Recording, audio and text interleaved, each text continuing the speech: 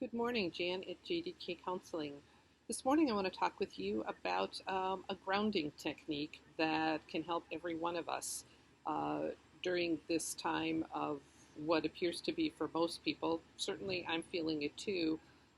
Just this ongoing tension and anxiety and angst. And it's showing up everywhere in my clients' lives, certainly in my life and the lives of people I love and care about and in the community. But there is just a real tension, a real palpable anxiety with everything that's going on.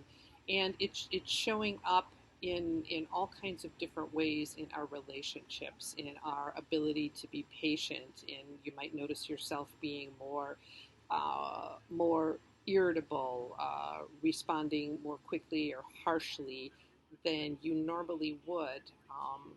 Some people are actually distancing, not the social distancing from each other, but distancing in their relationships because they've either been really hurt or they don't want to hurt the people that they care about most because they're recognizing that they're more irritable, less patient, and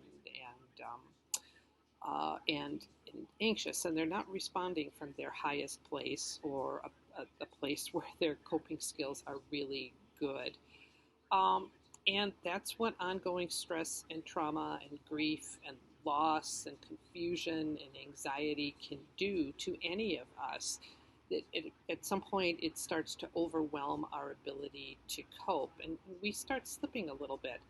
Um, but there are ways we can take care of that. There are ways we can combat that. My guess is you've probably heard of practicing the pause, practicing a pause before you assume, before you judge, make a judgment, before you perhaps respond or respond harshly. And it's really easy to talk about taking a deep breath and practicing a pause, but it's really hard to do when we're living in it. One way to practice that is something that just about any of us can do, and that is finding our feet and being aware of our feet. Sounds silly, but it's actually a very practical tool. Find your feet, locate them. Are they on the ground? Are your is one foot up in the air and one foot on the ground because you're sitting cross-legged? Are your feet running? Are your feet walking? Are they up on a pillow? It really doesn't matter, but find them, locate them, describe them if you can. If you're wearing polish on your toes, if your feet are dirty from walking in the dirt, or you're wearing tennis shoes, whatever it is, describe them. Get into your body for a moment. Know where they are.